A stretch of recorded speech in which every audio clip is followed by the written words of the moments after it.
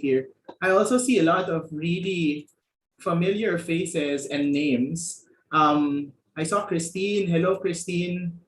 Hope you're calling from Makati.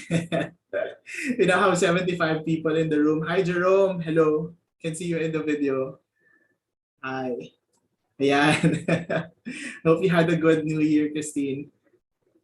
Hi, Anna. Ayan. Okay. Very good. So Aris is calling from Maykawayan, Bulacan. Sorry, not Aris. Arjen is calling from Maykawayan, Bulacan. Hi, Arjen. So for everyone's information, our topic for today, at least for this webinar, is called Getting Unstuck 101, how to design more life into your years. So it's a very timely topic, and I'll be discussing later a proper context of this specific, this specific talk when we go into the general theme of the webinars for January. So my name is John Baluyot again.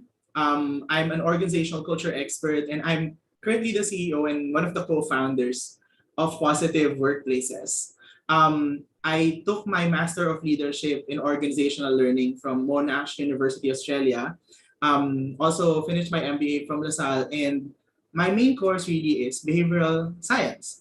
And as you know, like when we always start our webinars, we always start with our mission statement. No? And our mission statement is we co-create cultures that enhance the well-being of the Filipino workforce. And I want to indulge you very quickly so that we can see if the room, if the like emoticons and the raise hand functions actually work. No? By show of hands here, how many people are feeling negative cultures at work? Sige nga, show of hands. Like do whatever emoticon, raise your hands. Yan, tingnan mo. Like let this be that safe space for you. Ha? Let this be that safe space for you. Kasi like it's normal to feel negative cultures or negative emotions currently given the pandemic and even like how everyone is stressed, you know. So that's very much fine. And thank you so much for indulging us with your emoticons also and your signals through Zoom.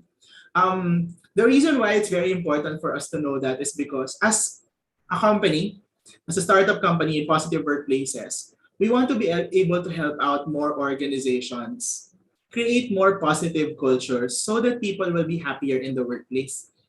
Parang imagine natin, no?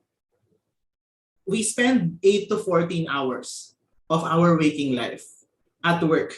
For the students here, if you imagine also like how much time you're spending in school and how stressed you are by your requirements, di ba it already feels like work. So can you imagine like if you're spending 8 to 14 hours of your life in a day, that's more than half of your waking life, no? And it's toxic and stressful. Di ba nakakapanghinayang? Nakakapanghinayang na ano ba yan, hindi ko man lang na-enjoy yung trabaho or hindi ko man lang na-enjoy yung pinag-aaralan ko. That's why we're here. We want to help co-create cultures that enhance well-being in the workplace so that people will be happier, they will find their work more meaningful, they will be able to produce more output, but at the same time be happy, healthy, and emotionally and physically. And did you know that we are, for some of you who are here the first time, we are doing this through what we call the positivity ripples. We all know that we cannot teach people how to be positive, like in the non-COVID way, if we don't know how to lead ourselves first, di ba? Alam naman natin, di ba, like the same rationale as pag nasa aeroplano tayo, we have to wear oxygen masks first before we can take care of others, the younger ones. So same concept in leadership. We have to learn how to lead ourselves first and know how to protect our well-being before we can actually lead the well-being of others in our organizations. And syempre, like when we already know how to lead others, we become more capable leading cultures. Ito yung mga nagsistick na mga learnings, na mga shared learnings, values, or things that are beneficial in our workplaces. Like for example, yung kultura ng compassion, yung kultura ng productivity, or yung kultura ng bayanihan, for instance. So the more we are good in leading others, the more we also become more capable in leading cultures. And yung positive cultures na yun, those are what create positive workplaces. So this is a simple framework that we are using. And you know what? Same day to day, as in same day to day ha, this is January 12, no? 2 years ago, positive workplaces was just strategizing about all of this. Like what we're doing right now. So we were just strategizing. Can you imagine that? As in like same day to day 2 years ago. We were doing a strat plan. So the ones in the lower left portion, those are the mission statements that we have not yet finalized, Nikki and I.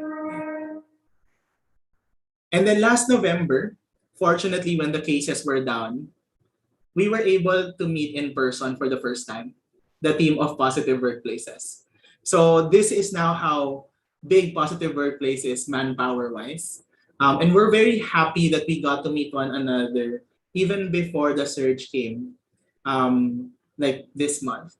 So we met in November 2021 and we planned and we talked about all of the beautiful things that we intend to do for the next couple of years.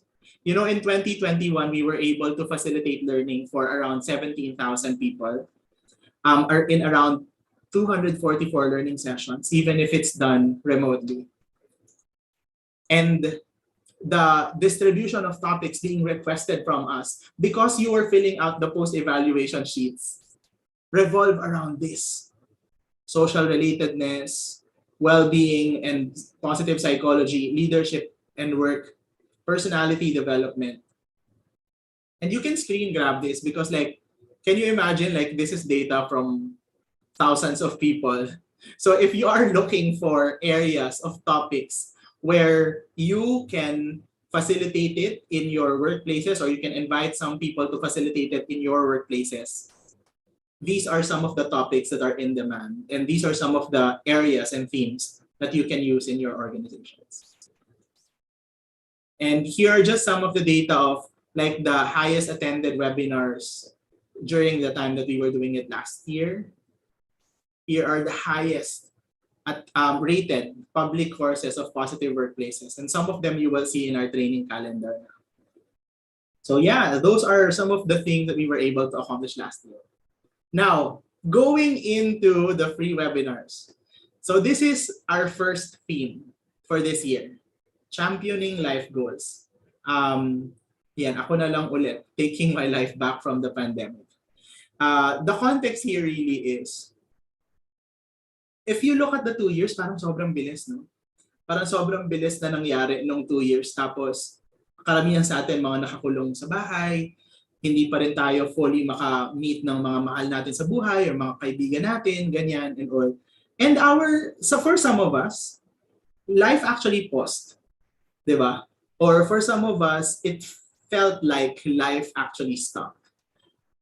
And maybe that was how it felt to be stuck, no? Enforced by the pandemic, to be emotionally stuck to a certain extent. And that's one of the reasons why one of the topics that we are going to talk about in the next 3 weeks is getting Unstuck 101. How to design more life into your years. Few reminders before we jump into that specific topic with our very esteemed speaker. Please have a device ready for you to use for Mentimeter or for Pigeonhole, or you can just shift to another browser if you have to. All participants will be on mute. You may ask your questions on Pigeonhole or in the chat box muna. You can do that. Just in case along the way you will find some richness in the discussion, feel free to enter into the chat box and ask your question. And we know that some of you are also waiting for certificates of attendance. Before we close, at the end of the session, we will be sharing the post-evaluation link for this learning session.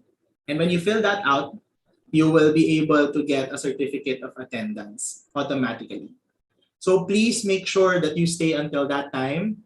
And please make sure that you wait for that moment for when we share the post-evaluation, because it will only be open for 30 minutes. Okay? So without further ado, this is it.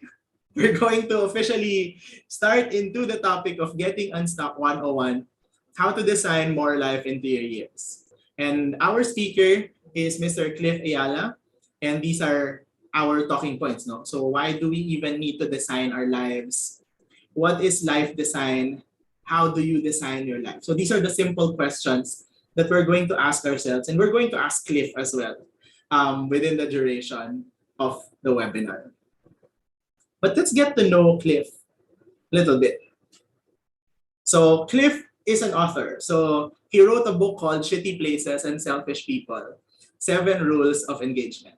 So I haven't read this, Cliff, but I will take your word for it, and I will get a copy very soon so I can learn also about the 7 rules of engagement. But this book is infused by real life experiences and concepts of positive psychology, because who hasn't met like any shitty person, or selfish people or shitty places. So Cliff has written about those. He's also a tech entrepreneur. So he's currently the CEO of Cinnerbite. And he's the founder of a startup company called Life and Work Design. So he graduated from the University of Navarra of Spain, where he finished his master's in philosophy and a bachelor's degree in co-juridical studies. So without further ado, ladies and gentlemen, we have Mr. Cliff Ayala. Hi, Cliff. Hello. Hello. Thanks, John. Hello. Welcome, everybody. Good afternoon. Good afternoon. Correct. How are you doing? I understand that you are calling from a different time zone. Yes, I'm in Seattle actually. It's 11 in the evening, but that's fine. All right. I've been waiting to get on this session for some time already. It's exciting to be here. Yeah, it's very nice to have you. And we also have our teammates, Alma, Gabby, and Joyce, and Kelly supporting us for this session. So so maybe we can start it up already, Cliff, with a question for the why, no? So why do you need to even design your life? And maybe we can ask people from using Mentimeter. So can you please go to this Menti link and answer the question, no? So Gabby and Alma or Joyce, they're going to share the Menti link in the chat box. Why do you feel stuck? If you feel stuck, why do you feel stuck right now, like life-wise? If you don't feel stuck, that's fine. What's debilitating you or what's stopping you from probably like getting into your full potential or full enjoyment of life? Cliff, why do you think this is an important question to ask? Well, before I start, I'd like to say to everyone that thank you for having me and for taking the time to join the conversation. I wish this were a face-to-face conversation, and I told John and their team that I really didn't want to give you another lecture or kill you by PowerPoint. I'd rather that we have a casual conversation around this topic of life design. And I encourage you to join the conversation by asking questions, writing them in the chat box, and later on there's a way where you can ask more questions through Pigeonhole. Right. So why do you need to design your life? I think we're seeing I think we're already seeing answers to those questions. We see here, I feel that I really did make a lot of progress from the time the pandemic started. There is sometimes an uncertainty feeling at work due to the pandemic. I'm overwhelmed by everything. I feel that all my efforts were not enough. Lockdown limitations, unmotivated. Pandemic fatigue, don't know the next step, especially with the changes happening. The pandemic has influenced me to change my plans. I do not love what I am. I guess you mean I do not love what I am working for. Uncertainty, anxieties from the virus and pandemic. I'm not sure what I really want to do anymore. Wow.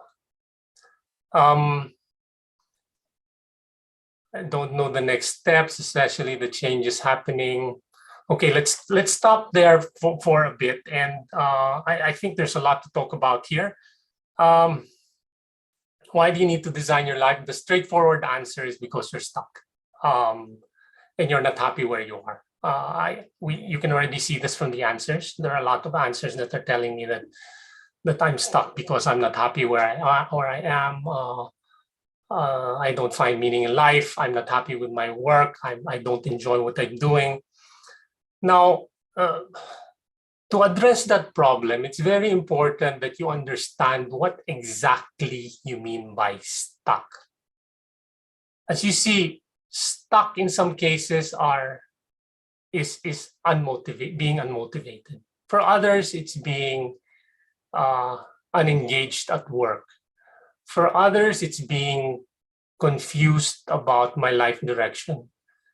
And for others, it's being overwhelmed. So until, if you really want to do something about that, which is what we're going to go towards, because we want to get ourselves unstuck, we have to understand what we mean when we are stuck. What kind of being stuck is that, right? And the answer of not being happy where I am, let's try to break that down a bit. And I will draw from the model that maybe John and Nikki and other speakers have spoken to you about when they speak about being happy or being well, right? So you may feel stuck because you're experiencing some negative emotions, right? You're anxious, you're worried about your future. You may also feel stuck because you're in chronic pain. I mean, you have back pain the whole time, or you've been coughing for the last 2 weeks, makes you feel stuck. Another way of feeling stuck is I'm not making progress at work, meaning I'm not hitting any milestones. I'm not reaching my success goals. That's another way of feeling stuck. Another way of feeling stuck is I don't like the work that I'm doing in my job. I'm working in the accounting department. I just hate accounting work, for instance, or I work in marketing. I just hate the job. So the job itself, the activities I'm doing within my job, make me feel I'm stuck. Another way of feeling stuck is I'm stuck in my relationships. I'm always at odds with my brother, or I'm always at odds with my spouse or my partner. And we always get into arguments, or because we see each other every day at the house, we get on each other's nerves. So that's one way of being stuck. I may be enjoying my work, but I'm stuck in a different way. So what's the point of me going through this? The point is, there are several ways of being stuck. And unless you figure out exactly what kind of being stuck you are in, it's very difficult to figure out how to fix it. So first, understand what kind of being stuck are you talking about. And finally, being stuck in the sense that I have no meaning. I lost my purpose. I'm lost. Meaning is the value you find in an activity because it brings you closer to a purpose greater than yourself, right? Now, if you cannot find meaning in the work that you do, you're also going to feel stuck. So these are different ways of being stuck. And we see that going back again to these questions here, I do not love what I'm working for. I'm not sure what I really want to do anymore. I feel like I'm not achieving much in life. So there you see that you have different ways of feeling stuck, and we have to figure out in the process of designing your life, you have to figure out, how do I get myself unstuck? Let me just check the chat box. Okay. So you see, briefly, you get stuck because I have chronic pain, I have negative emotions, I have bad relationships, I'm not making progress at work, I hate my job content, my relationships are short, I have no meaning in life. Or a combination of one of these things, okay, which compose what we call well-being or being satisfied with life. Okay, so I guess that answers the question, why do you need to design your life? And if asked in a different way, what is the purpose of life design? The purpose of life design is happiness, right? Figuring out these different aspects of your happiness. What I call I call them 7 shades of happy. Yeah. Yeah. Cliff, if you don't mind, like I'm seeing some patterns in the responses of the people in Mentimeter, no? Like following your thought process of like, why are you stuck in the first place? Tapos if you look at the different responses, the common answers of people, number one is some of them are stuck because of the uncertainty that the pandemic is bringing. Parang, of course, the pandemic creates the restrictions for some businesses and lives of people to be able to interact with one another. Tapos, the uncertainty that the pandemic created, they call it, diba, the great pause. That's also one of the things that make people feel stuck from the responses that we see. The other pattern is yung physical restrictions. So because of the lockdown limitations, there aren't the things that they are able to do before, they couldn't do as frequently now, or they couldn't do now. So what, like for example, in relation to those two themes that they're responding on, like what do you think could be a takeaway that you could make in relation to, you know, the feeling of getting stuck or trying to figure out why exactly a person is stuck? Okay, so first you have to accept, I mean, it's foolish to deny that the restrictions are there. It's foolish to deny that there's uncertainty. So the first thing is to acknowledge that. Don't deny it. It's there, and the sooner you understand and acknowledge that it's there, the sooner you'll be able to do something about it. Now, one thing that has happened during the pandemic, I guess this is the extreme, is that there has been an increase in depression and mental illness. And it's not that people are working harder or being worked harder at work. They're at home, but yet the depression comes, right? And some of this has to do with a loss of meaning or direction. And within the boundaries of that uncertainty that you have, because again, I said, that uncertainty is given to you and you need to be able to live with it. But if you, I'll give you an example. If because of the pandemic, you throw away your schedule, you just lie in bed the whole day, you scroll through your phone, you know, you have no plan for the day, you just go with the flow, no schedule, no work, just bum around in that sense, you're gonna end up losing any sense of meaning. I mean, it's good maybe for the first 2-3 days because you get your rest, but eventually you're gonna start feeling restless, and if all you're doing is scrolling through your phone, you're gonna start all this social or comparing yourself with others, and then we know that Instagram and Facebook is not real life. We need to eat, we need to work, So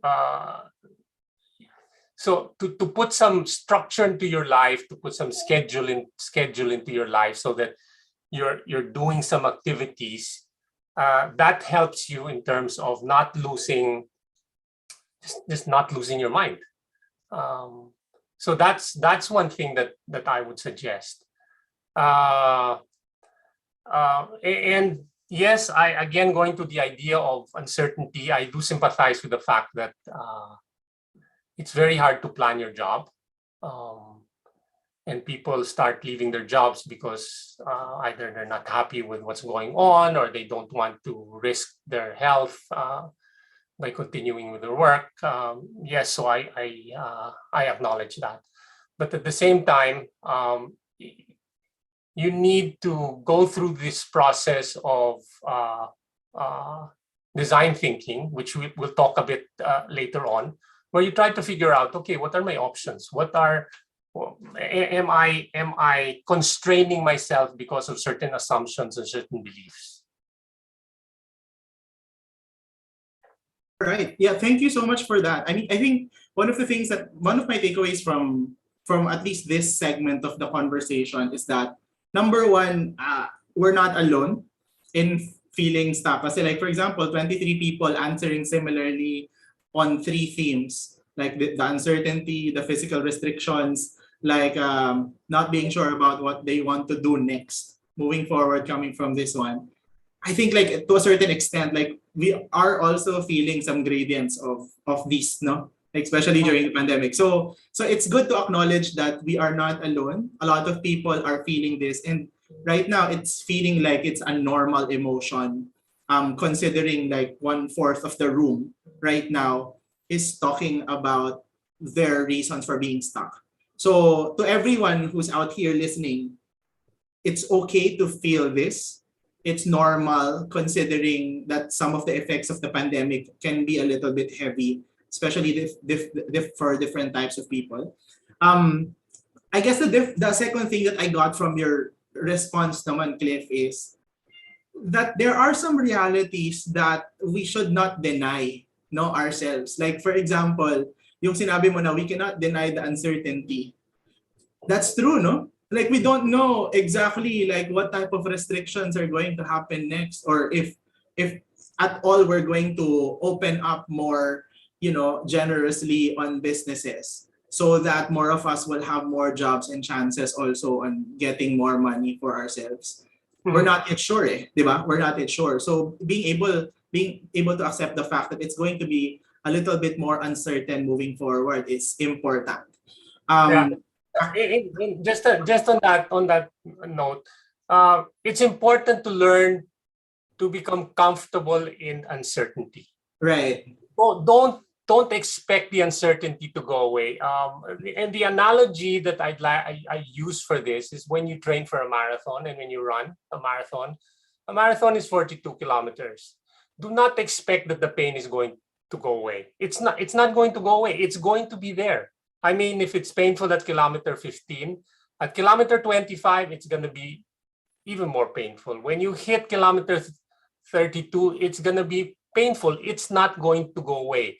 So the trick is you need to learn to run with that pain. Get comfortable with it. The same thing with the uncertainty. Do not expect that the uncertainty will disappear. It won't. And we've seen that for the past 2 years.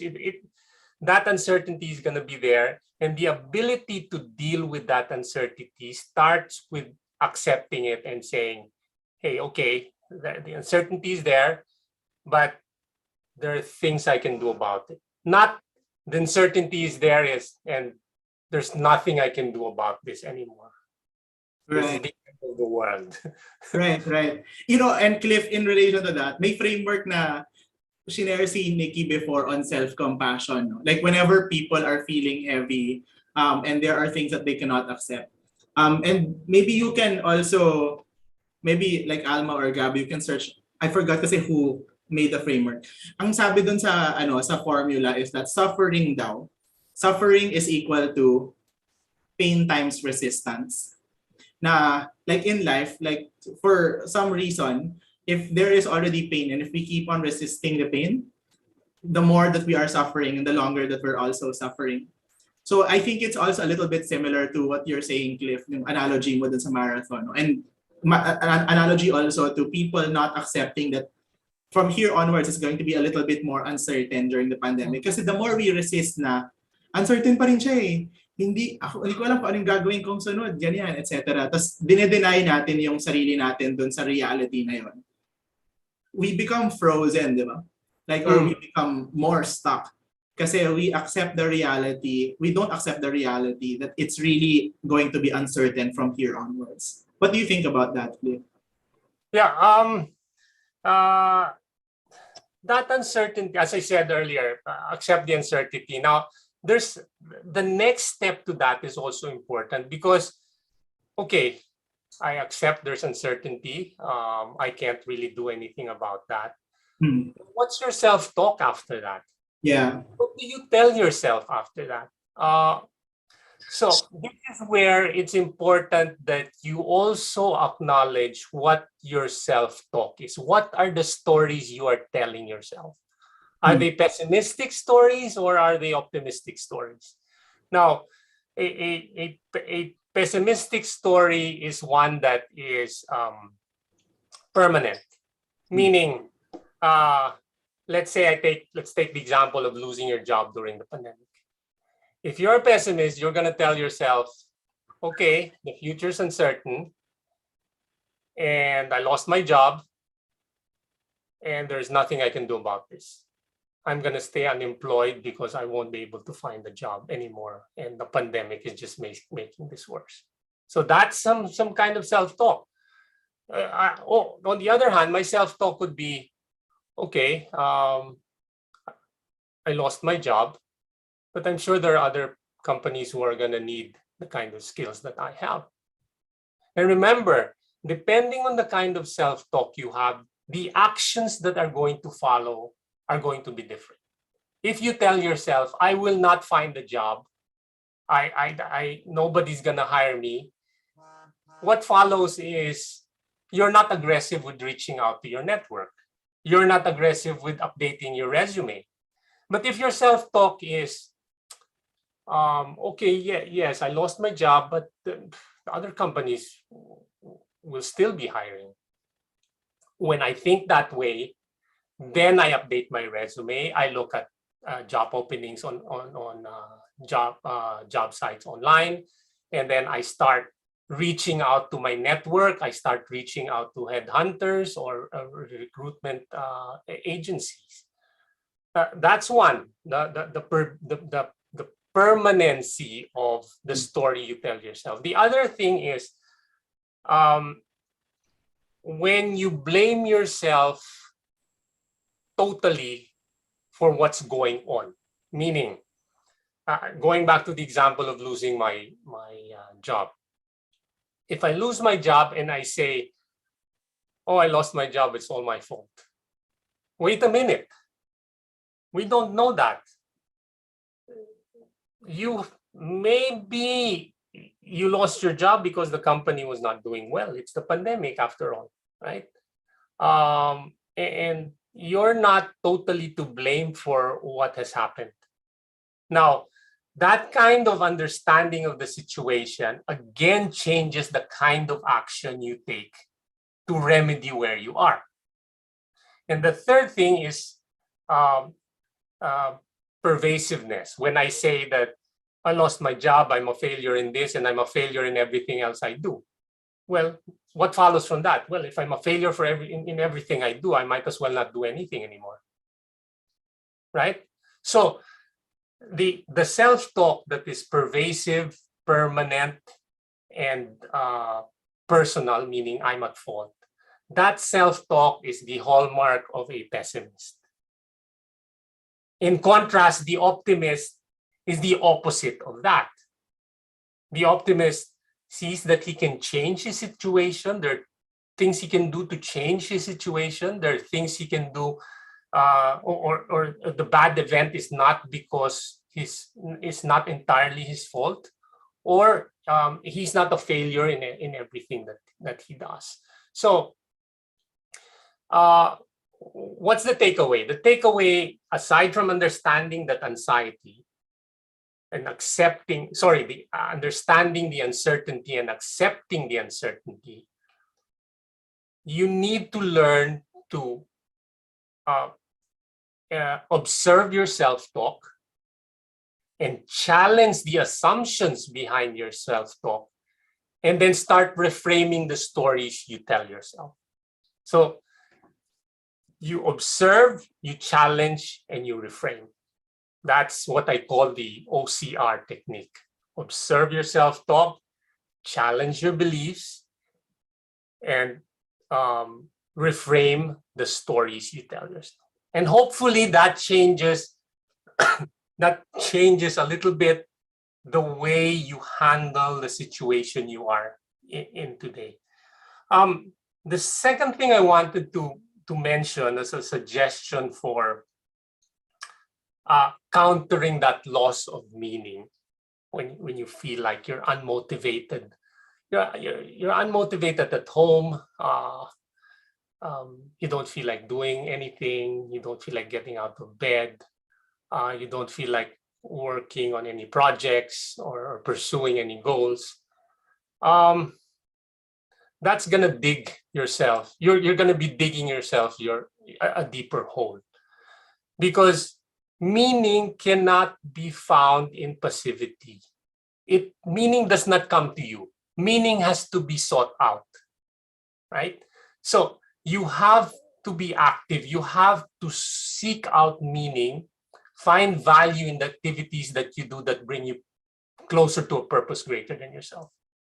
So hahanapin mo yan, hindi yung, don't expect that meaning is gonna knock at your door and suddenly you feel that, oh, my life is full of meaning. It doesn't happen that way. You have to be proactive about it. All right.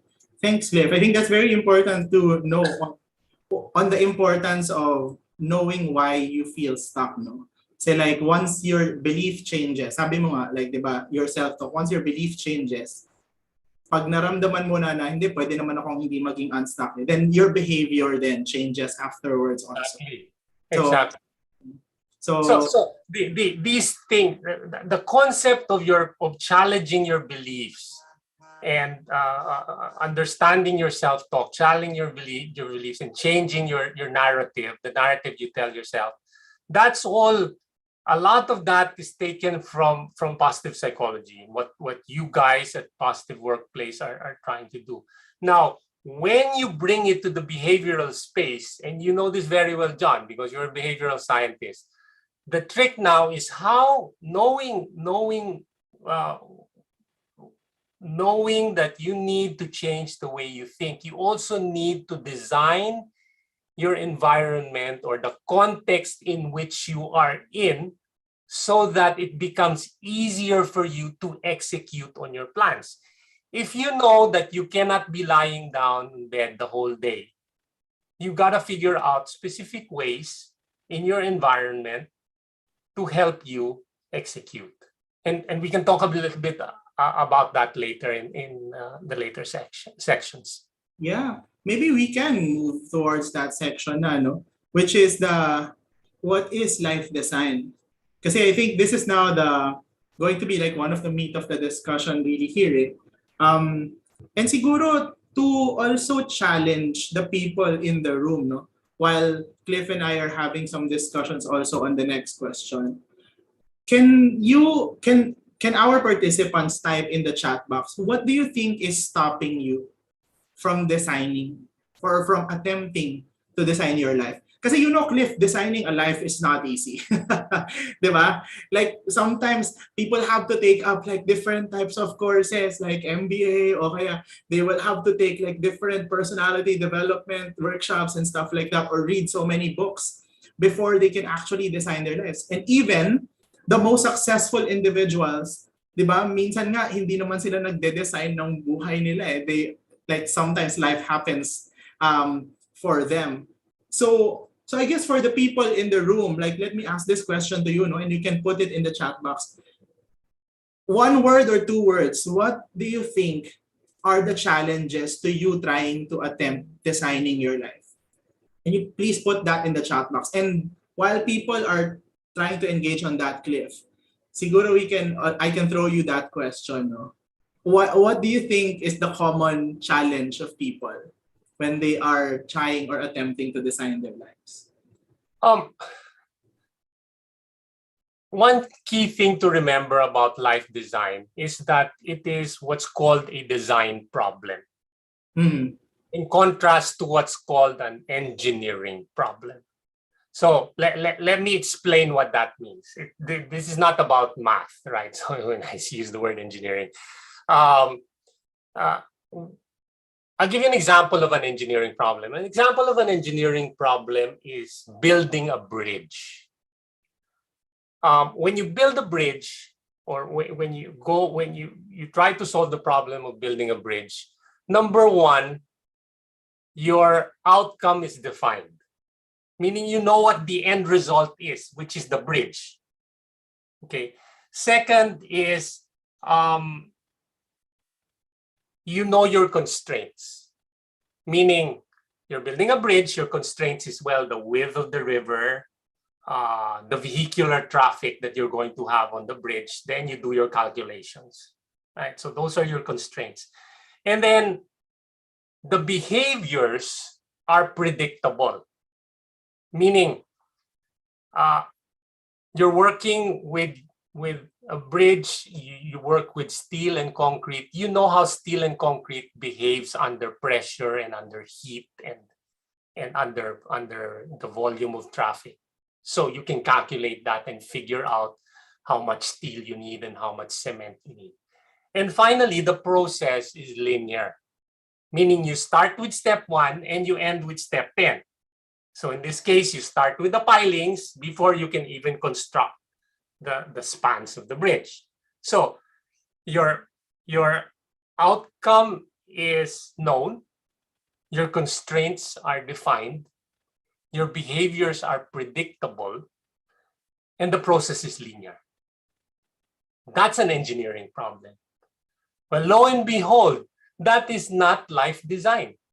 Because in the first place, you do not, when you design your life, you do not know the outcome. You don't know the outcome. Simple example, you studied accounting, you thought you're going to be working as an accountant, and now here you are, a social media manager. Nothing. Or you studied banking, you wanted to be an investment banking, and you're a scuba diving instructor. And you're having more fun with the scuba diving than with all the money that's being made by the investment bankers. So clearly your outcome is not defined. That is what you design in the process. The second thing is your constraints. Your constraints change. Constraints can be resources. Constraints can be market demand. Constraints can be your interests. Your interests change. So you veer towards one direction versus another. Market demand. You wanted to be a social media manager. Before, there was no demand for that. That didn't even exist, right? Now there's a demand for it. So the constraints change. Behaviors are steel and concrete behave in predictable ways. We are, as that phrase is used, predictably irrational. Again, if we draw from behavioral science, and there are sometimes we act irrationally. We think that our brains tell us what to do, but our emotions tell us to, not tell us, they actually make us act in different ways that may not fit the rational mode, right? And then finally, the process is not linear. You don't start with step 1, step 2, step 3, step 4. It's actually recursive. It's iterative. It's full of trial, error, retrial, repeat. And as you move through that process, you fine tune. And you have to understand that the nature of life design is this. It is not like designing a bridge. You have to go through an iterative process. And now, what are the sort of three steps, if you may? Life design is a process where you understand yourself better, and then you challenge you challenge your assumptions and beliefs about yourself and about the world, and then you start trying different things to see if those things or activities are more attuned to your happiness. Remember, our design goal, why are we designing life, is because we're stuck, we are not happy, we're not satisfied where we are, right? So that design goal is to achieve that life satisfaction, to achieve that happiness. So UCE, understand, challenge, and experiment. So understand, what are the things we do to understand our life, to understand ourselves. We need to understand where we are. What are like in the life design course that I have at lifeandwork.design, I have this thing called head and heart. It's a head and heart exercise where you write down your beliefs on the head part and you write down your convictions on the heart part. And you'll start seeing inconsistencies. You start seeing that you believe certain things, but you act in certain ways that may not be consistent with that. And then you start to uncover reasons why you do those things, why you live those inconsistencies, right? There's also an exercise which I call the my worldview. So this is where you write down what are my thoughts about family, about relationships, about the type of work that I want to get into. What are my thoughts about that? Now, it's important that you write this down because writing is an exercise that clarifies your own thinking. If you cannot write it down, if you cannot articulate it, your thinking is not clear. It's vague. Therefore, it's very difficult to move forward. So by writing it down, you end up articulating and clarifying what you have in your head and what you have in your heart, and you try to understand the consistencies, the inconsistencies, and the way you cope with those differences.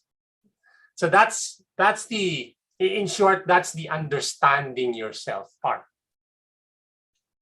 The challenging part is where you challenge certain beliefs and assumptions. And again, I shared with you earlier a belief.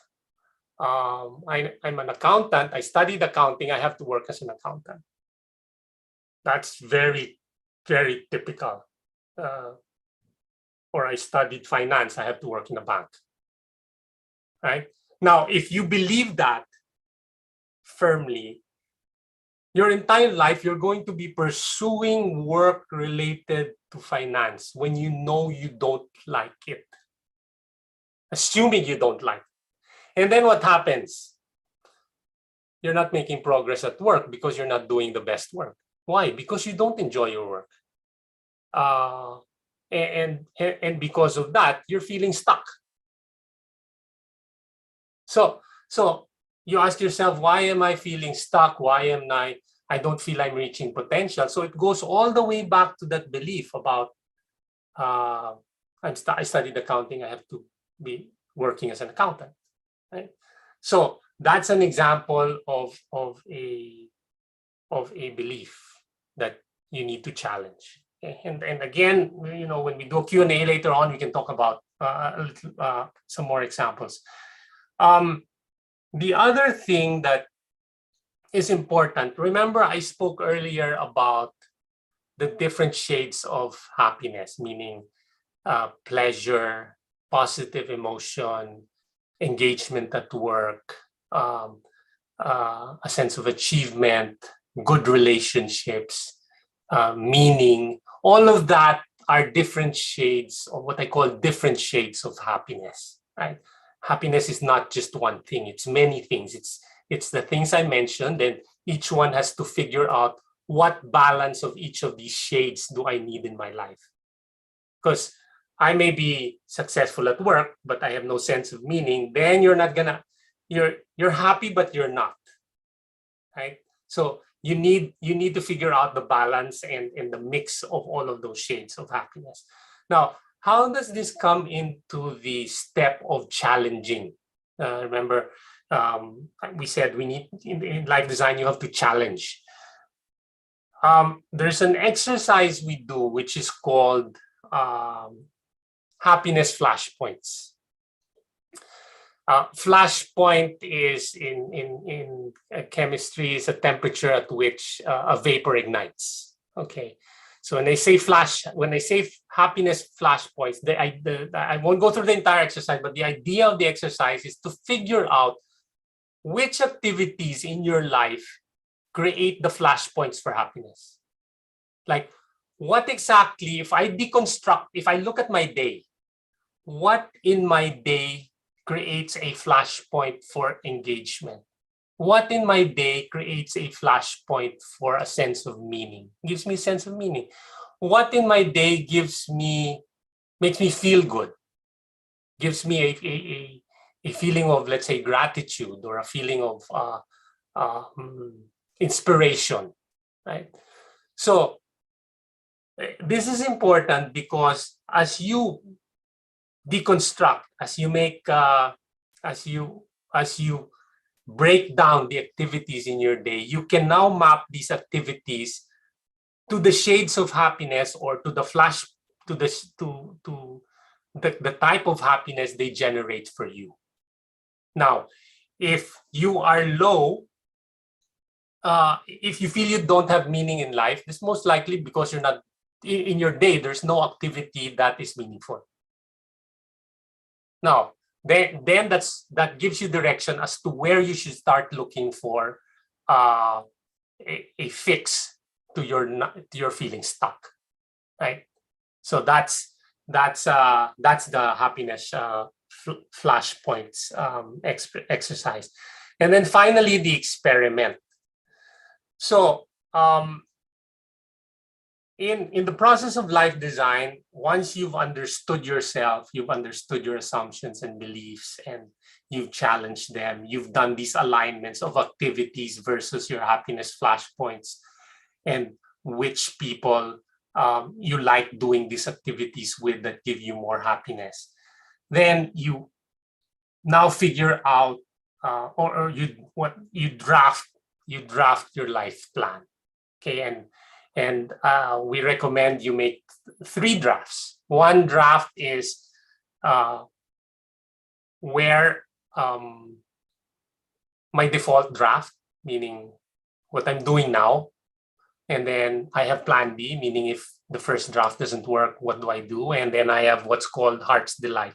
What would I do if money or perception wouldn't matter? And then there are steps to drafting that, where we look at your milestones of success, we look at your measures that tell you you're making progress, and then we also look at the action plans you're taking. So I won't go into too much detail, but that's the portion where you try to draft and fine tune it. And there are certain steps for that. So in summary, you understand yourself, you challenge your beliefs and assumptions, and then you experiment with different ways of, before I end on that note, experimentation can be done in several ways. The simplest way is by talking to people who have lived that life plan. Going back to the example of an investment banker, for instance, if suddenly when I design my life, I realized that I want to become a scuba diving instructor, because I learned scuba diving, and I like the sun and I like the sea, and the idea of being at the beach every weekend or half of the week. Now, before you finally decide to actually shift careers to becoming a scuba diving instructor, one of the things you need to do is to talk to a scuba diving instructor. I mean, you need to talk to 2 or 3 and understand both the good, the bad, and the ugly about being a scuba diving instructor. You don't want just the good part. You want to see what's underneath, right? And um, um, it would also be good to spend a day to shadow a scuba diving instructor for spend a week. So that way you know what exactly is scuba diving, the job of a scuba diving instructor is. So that's a way you experiment. That's a way you test the life plan. I'll stop there for now on this, John. Yeah. Cliff, I'm gonna read some of the responses in the chat box for you. Kasi diba, like a while ago, parang we asked them a question about what's stopping them from making yung life plan nila. Tapos I know you discussed already about the process of understanding, challenging, and also experimenting. Maybe we can try to use some of their inputs in Yes. the chat box so that mas maging konkreto yung understanding nila based on those 3 steps or the framework that you mentioned. No? So for example, so I'm gonna read some of them. Sabi ni Ruby, the reason why nagkakaroon siya ng challenge to design her life is lack of courage and motivation. Si Hannah naman, she said that the reason why she's having challenges is because she procrastinates. Si Pauline said na yung discernment, she said discernment is a journey. It may be easy for some, but it could also be challenging for others. Jaska said, I'm afraid to get out of my comfort zone. Si Colney, sabi, I'm overthinking. Si Kelly said, I don't know where to begin. Ayan. Cheryl's issue naman is on decision making. So what exactly probably are the pathways that she should take, mga ganyan. Ito, this is very practical problem, sabi ni Michaela Rose. So, lack of resources. Well, hindi naman lahat tayo merong privilege to have resources to pursue exactly the pathways that we want to pursue. Gabby said, uncertainty that the pandemic brings. Overthinking, sabi ni Christine. Courage to take risks, sabi ni Christopher. Confusion, sabi ni Michelle. Judgments of other people around you, sabi ni Colin. This is very real. Kasi like if a lot of people, if we're dependent upon the validation of other people around us, their judgments could be very influential. Then I think one last one here from Alan is, he said that the outcome may not be favorable even after designing your life, but sometimes there are circumstances that are just really beyond our control. So, like taking into consideration those insights, Cliff, like what do you think you can share with the audience considering those challenges, especially on the what part of the life design? Well, actually, I when I talked about the what part, I went to the how part, and it all got mixed up. So I apologize for that if that's gonna break some. But anyway, I think one thing I'd like to pick up on is the courage. Many times, this thing of being afraid is something you create for yourself. It's all in your head. It goes back to the idea of the self-talk. Remember earlier I was talking about your self-talk, and unfortunately, there are times where, and this happens to everyone. It happened to me many times, where instead of you being your own cheerleader, you're the one who's putting yourself down in your head, where you second guess yourself, and this has come to be known as the imposter syndrome, where you have feelings of inadequacy, and you also always have feelings of self-doubt, and you're inferior to many other people. So I've seen this happening to people in college. It happens to people in their late 20s. It even happens to people who are in their 40s, and it causes midlife crisis. So where you just start questioning whether you're worth it, or you're adequate enough, or you can muster up the courage to do this. So my advice on that issue is more. It goes to the idea I shared earlier of OCR. Observe, challenge, and reframe. Observe your self-talk. You say, okay, let's say I don't have the courage to go out of my comfort zone. Okay, what exactly do you mean by going out of your comfort zone? Does it mean that you need to talk to somebody about a certain plan that you have so that you can get advice? Does it mean that you have to take on a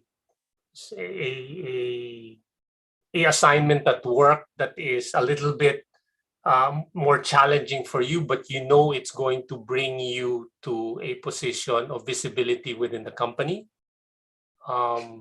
So, and maybe you're afraid because you're telling yourself,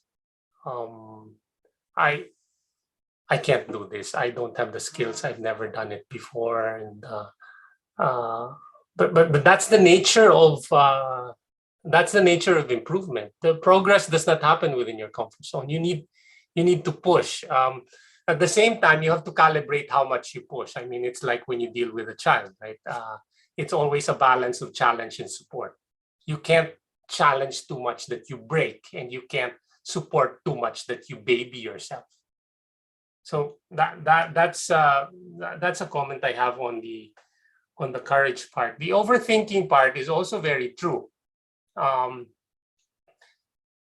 and almost sure that when you overthink, you become sad, because when you overthink, you're always thinking about trying to figure out what is wrong with something.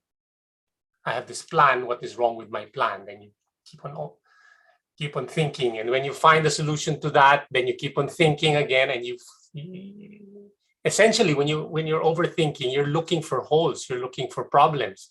You always find a problem, and in the end, when you don't find any more problems, you're gonna be worried that you didn't find the problem. So it's always good to bounce off the idea with somebody else. That's one. Secondly, learn to time box, meaning I'm gonna think about this problem. I'll figure out the solution. If I need to stop, I'll stop first. I will not let that problem drag on the entire day so that I'm anxious the whole day. I'll go back to the problem later on, but during the day, you have other things to do. You cannot just be thinking about that problem the whole day. So that's what's called time boxing. On the comment of judgments of other people, this goes all the way to the idea of success. What is success for you? And I define success as the state where you achieve your full potential in the context of your values and circumstances. Now, the qualifier of in the context of your values and circumstances is very extremely important, because life is not fair. I mean, people are born into different socioeconomic situations. They're born into different families with different upbringings, and that already changes the dynamics of what you can achieve. And in terms of the kind of work you pursue, there are also constraints. And in life design, there's this exercise we call work alignments. where we take a look at work choices and activities within work that are aligned with four things or misaligned with four things. One is with your resources. The second one is with your interests. The third one is with market demand. And the fourth one is with your values. Okay. So like somebody mentioned earlier, some of us don't have the resources, and that's true. Some people want to be an entrepreneurs, but they just don't have the funds. And the primary goal is to be able to get a salary to put food on the table month after month. And that just tells you that for you, the circumstances you're in and the values that you have tell you that your direction is not to be an entrepreneur in this particular case. So you cannot say that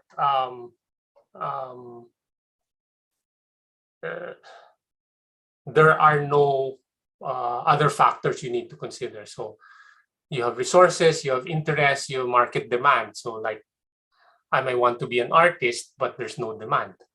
I won't be able to financially sustain myself. Or values. If I don't believe in gambling, I don't want to work in a casino, for instance. So these are things that you need to consider, and that's context in which you say, I am successful.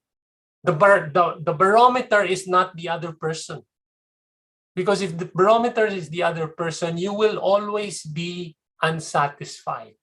Because there will always be a more successful person, there will always be a richer person, there will always be a more intelligent person, there will always be a better looking person.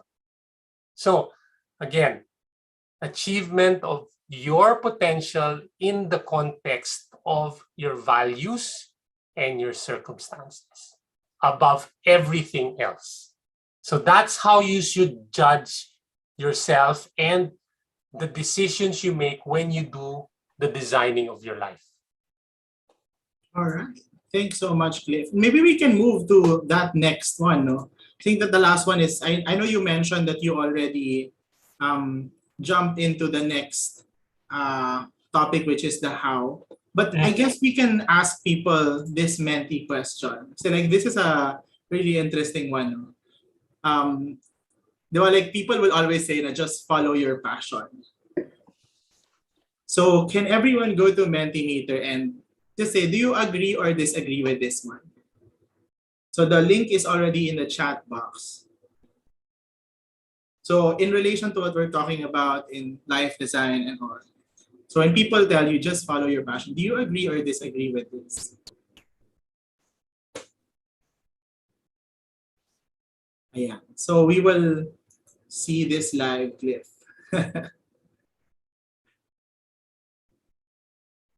And so 15 people in, 16 people, 17. There's no right or wrong here. Like just answer what you think you really feel. So like for example, in my case, I would say yes.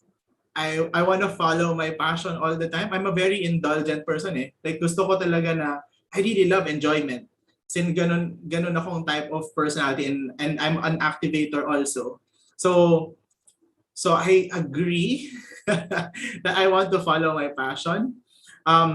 Looks like a lot more people are disagreeing with this clip, no? And maybe you can share your thoughts on that. And for those of you who also are sharing disagree or agree, please feel free to share your thoughts in the chat box para we can also start to see yung qualitative na response nyo dito para makita natin kung ano yung mga what's going on in your head, why you think that following your passion is something that you disagree with. So yeah, Cliff, what's your take on this one? I know I gave you this question, but it's actually unfair. The question's unfair because it is not either or. it reminds me of Crazy Rich Asians, where the mom says, "You follow your passion." So American. um, um, the idea of, so if you ask me, would I give that advice to people? Yes, but I would qualify, and I would not emphasize it, because popular media, social media, they always tell you follow your passion. And so I would take that as a given. That's what you hear. The problem is they don't tell you that it's incomplete. Follow your passion is a good advice, but it's bad because it's incomplete. As somebody said, okay, Luina Giselle said, not everybody has the privilege to follow their passion and provide for themselves and their family at the same time. So that is true, right? So, and that goes back to what I mentioned earlier. When you figure out what you want to do in life in terms of a career, you have to look at four things. You have to look at the resources you have to look at your interest, which is your passion. The resources, by the way, not only includes material goods, but it also includes your talents, your skills, your education. That's your social network. That's a resource, social capital.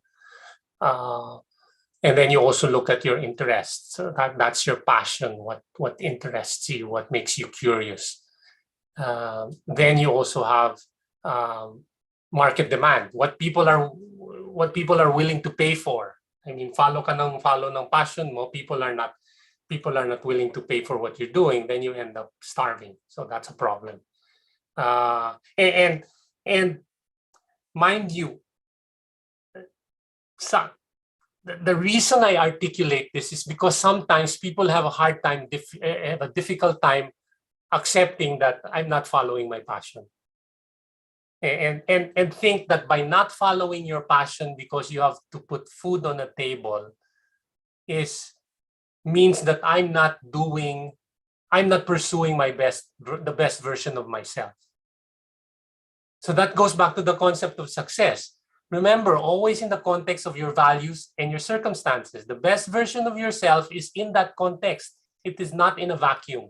So if you decide not to follow your passion because you have to put food on the table, that doesn't mean you're taking a less fulfilling role in life. Okay, yes, follow your passion, but include resources, values, and market demand as you figure out what you're going to do. Yeah. And I think the trick question here then, Cliff, is that parang the impression that this question asks kasi is that your job is the only way for you to be able to follow your passion when it's not, di ba? So, pwedeng you can follow your passion not in your job. So, I'll give you an example. I know some people who do not like working in human resources, pero that's where the money is for them, eh. Diba? So they like being human resource managers or human resource officers kasi yun yung nagbibigay ng pagkain sa table nila. Pero on the side, they do spoken word poetry, or they will do painting, or they will do dance classes or yoga or something.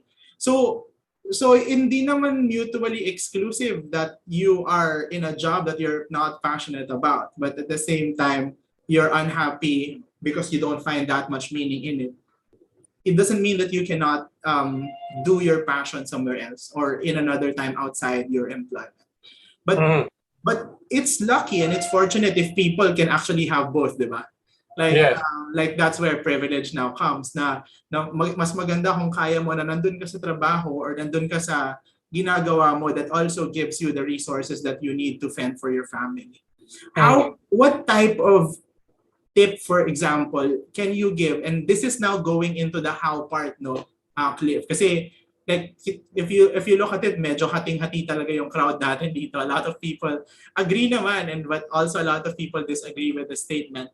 Pero what tip would you give to people now na medyo may ganong may separate the mindset. What tip can you give people now in terms of the how?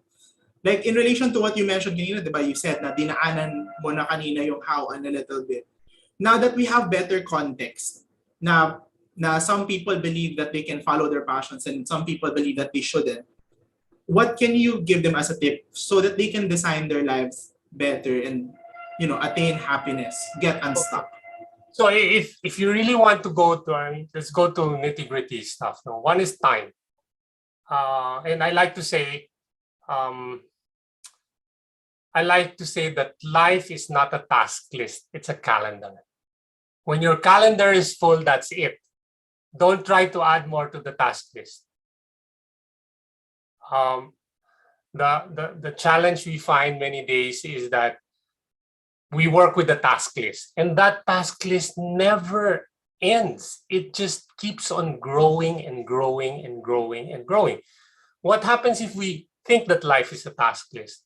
We never are able to reduce the contents of the task list. And what do we feel at the end of the day? We're frustrated because we feel that we have not made progress, even if we have, right? And the ability to say, okay, life is a calendar, is I take these items from my task list and I say, when am I going to do them?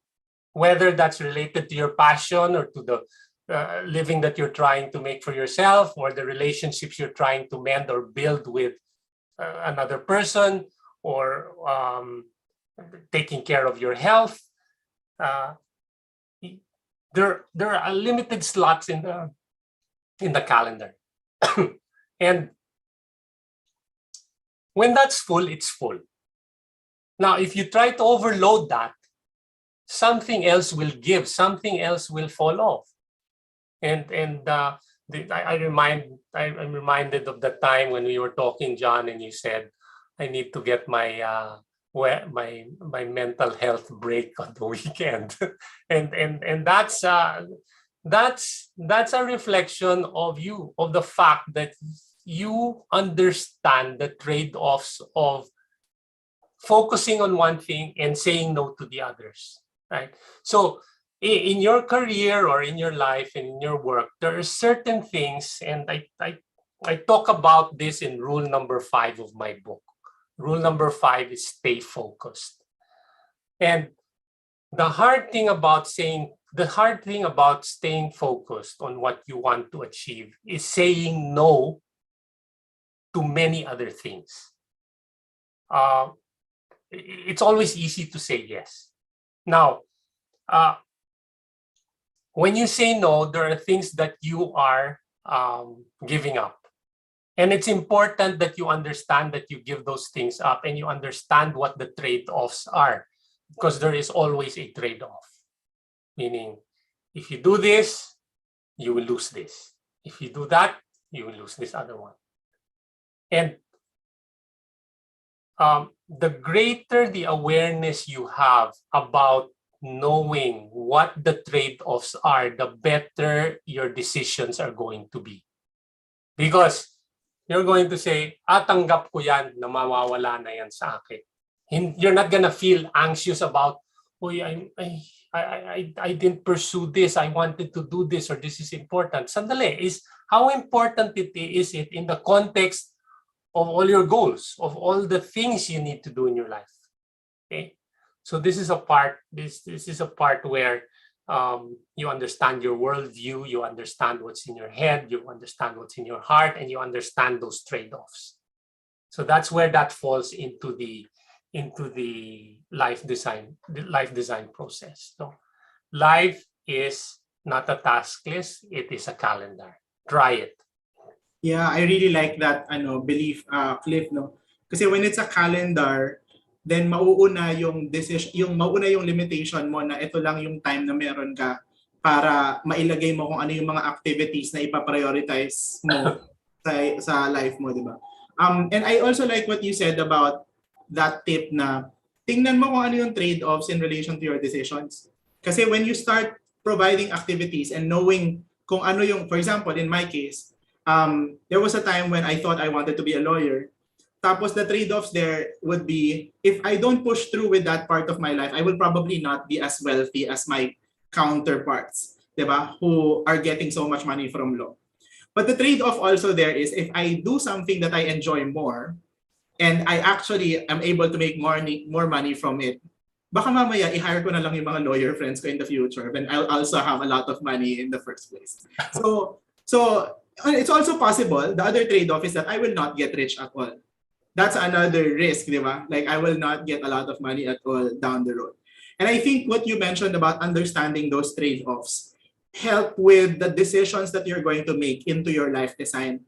Kasi when you're saying that life design is an iterative process and it's an experiment, bahala ka ngayon maglagay kung ano yung mga sunod na gagawin mo along the way, as long as you just keep on adjusting it in relation to what you really want to achieve, whether or not it's life satisfaction or happiness.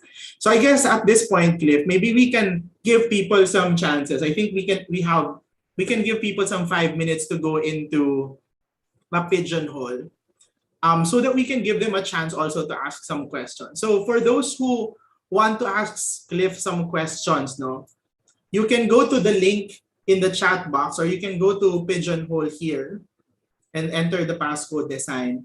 And it's supposed to bring you to a question tab. So kung meron kayong questions that you want to ask an expert on life design, please feel free to ask it in Pigeonhole. You don't have to write your name. You don't have to identify yourself. It will just come out of this list, no? But siguro, Cliff, while we're waiting for people to ask their questions, maybe you have some final words to share with them to close, at least with the formal discussion part. Yes, I wanted to, there was one point about designing your context that I was not able to elaborate on. And this has to do with the nitty gritty of designing your life. And I'll give an example. We need to design our environment, our context. Once we know what we want to do, the next step is execution.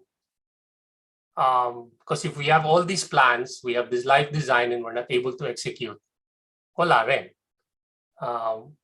So I wanted to talk about a tip of designing the environment within which you make a decision.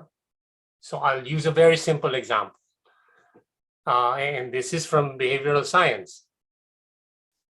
If my goal is, okay, I have this addiction, which is eating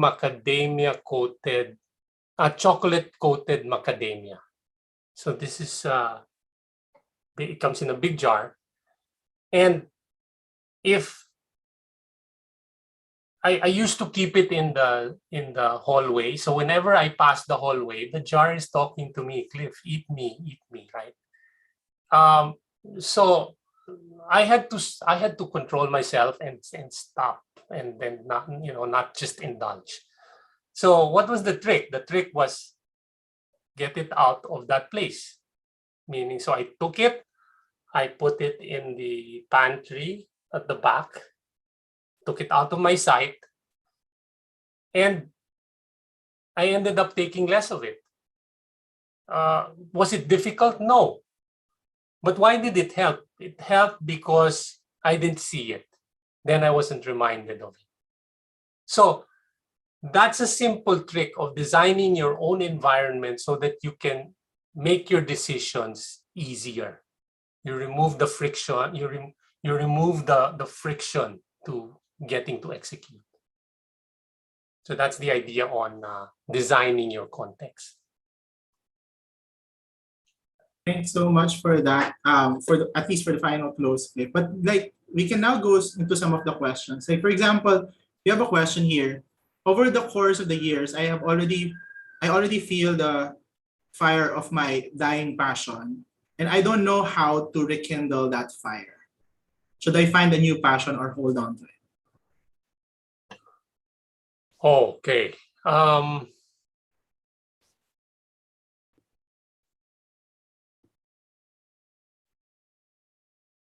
I already feel the fire of my passion dying, and I don't know how to rekindle that fire. Should I find a new passion or hold on to it? I would not. I would not proactively try to uh, try to um, just disregard. In other words, I would continue to explore. Meaning, don't lock yourself. I mean, you don't lock yourself into killing the passion or not killing the passion. Just be open.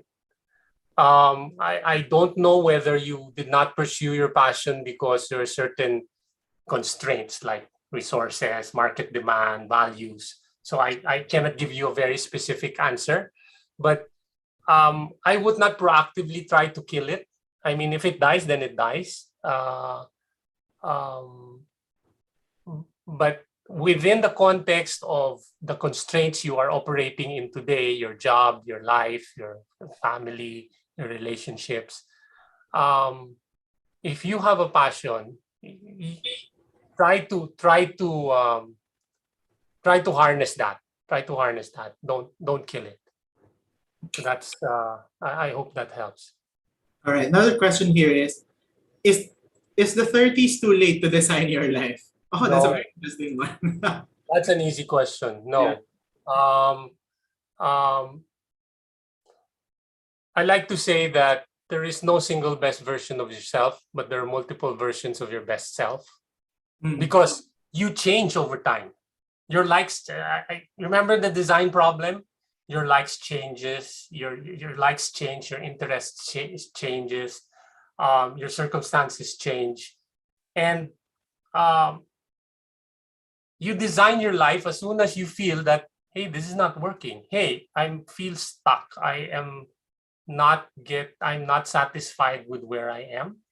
Mhm. You redesign it, and people people in their um, midlife, in their 40s, they suddenly get hit with a crisis. They redesign. Mm. People who are in their 60s, they retire. Suddenly, things change.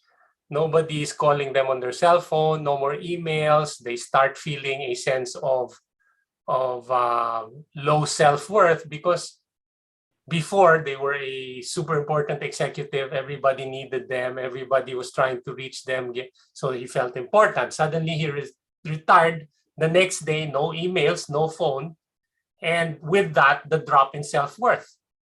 Time to redesign. So Mm. things change. So it's not, short answer, it is not, uh, it's never too late to redesign your life.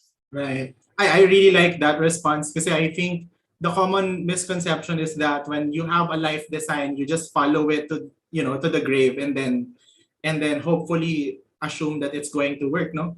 But when you said na no, it's a living thing, it's a living document, it's a living framework wherein you can just change it anytime you want if in case you think that it's not working anymore. Mhm. Yeah. That's when grit is not worth it. Mm. Because sometimes grit is can be misconstrued for stubbornness. Yeah. So you that's Giving the up on it. important thing. The important thing is to know when to be gritty and when not to be gritty. Right.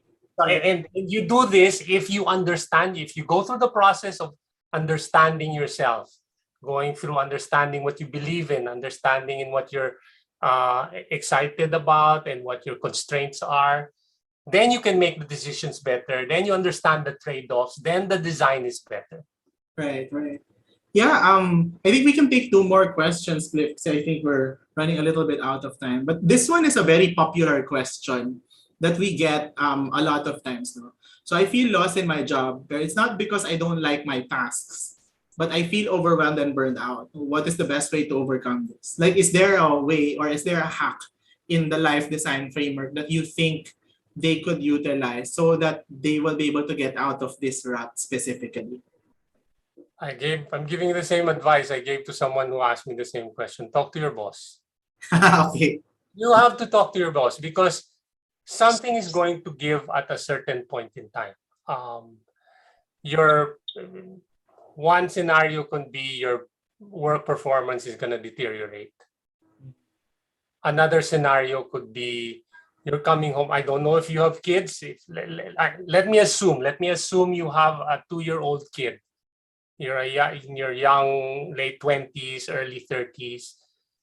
What's going to give? You're gonna come home, you're grouchy, aawayin mo asawa mo, you will not have patience for your 2-year-old kid. That's going to give. So you need to have that conversation with your immediate supervisor. So that's what I would do. All right. Thank you, Cliff. One more. Siguro, I'll give you the autonomy to select.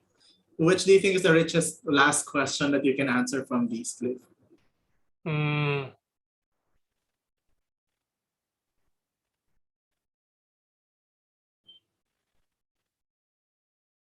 Even if I'm doing something for my goal in life, sometimes it discourages me to pursue in doing something because I am afraid of failure.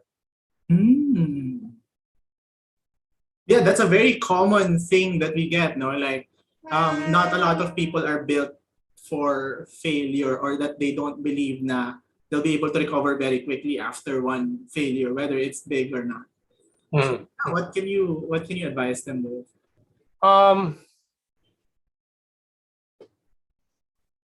Short answer is, so what? So what if you fail?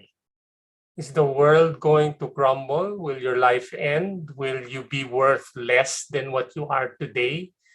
Will your wife not love you as much? Will you lose your friends? So what? So what I'm trying to do is I'm trying to challenge the belief that underlies this. Why are you? Because you're attaching failure. Failure is laden with so many beliefs and assumptions, which are all negative. But there's a positive aspect to the failure, because the result of the failure is learning. The only way you learn is, well, you learn when you do things correctly, but you also learn when you fail. Actually, we have this term, fail fast, right? The reason we want to fail fast is so that we discover what does not work. And then because we know what does not work, we adjust and then we try again. We don't stop. So in that sense, we love failure. So I've mentored a lot of startup and companies and entrepreneurs. And we love this term, fail fast, meaning experiment, try things, fail fast until you figure out what works, what fits in the market. So that's my suggestion to you. And this is a cultural thing, because we've been brought up as Filipinos to not fail. I mean, there's a stigma attached to failure. Yeah. But that's why you need to challenge that those beliefs that are underlying or associated with the term failure. Yeah. I look at failure as a step forward. I really like that. I really like na you said na let's challenge that belief, kasi it's very cultural for us sa Pilipino. Lalo na ngayon na may Facebook, na when people fail, di ba yung kultura natin kasi very particular sa hiya? Kasi we're a very collectivist society. So pag kunyari may failure ka tapos nalaman ng ibang tao, iisipin ngayon ng ibang tao na ay, di siya magaling, o kaya, sabi ko na nga ba ganyan siya or whatever. So yung judgments na yun then start to crumble in the ego of the person who actually failed. So I like what you're saying and what you're sharing with people, na you challenge the belief that failure is the end all be all of everything. Because there are so many people, successful people, who have failed so many times in life. And that was the reason why they became like even so much better than their previous versions. So there's a common thread here, and I'll go back to the OCR. Observe your self-talk, challenge your beliefs, and reframe the stories you tell yourself. Make sure the attitude of the stories you tell yourself are optimistic. Right. Not delusionally optimistic. We can go into that some other time, but the stories you tell yourself should be optimistic. Yeah. Well, Cliff, we don't have that much time, pero I want you to see some of the things that people are writing in the chat box. So Like there are 4 people, like Jonathan, Colony, si Jaska, Crisel, and yeah, Colony again, na they were agreeing with you with regard to what you said about challenging the belief about failure. Kasi failure is just the beginning. Look at failure as a step forward, di ba? I mean, this is a very good way to start. And D. Leones, for example, just said, just want to say that this talk is actually freeing because some, if not many of us, grew up having our life practically planned out for us. Alam mo, this is such a oriental way, no? 'Di ba? Yung parang plinano na ng mga magulang mo kung kanino ka magpapakasal, o dahil accountant yung nanay mo, kailangan accountant ka rin. Dahil chemist yung pamilya mo, kailangan pamilya kayo of chemist or doctors. So sobrang panalo tong comment ni D. Tapos sabi niya, some of us grew up with having our life practically planned out for us. Magiging doctor ka, mag-aasawa ka at this age, dapat dito ka sa university na to mag-aral, etc. And bombarded us with all kinds of expectations we feel pressured to live up to, but being told here now that I can design my own life based on what I really want to do is very affirming.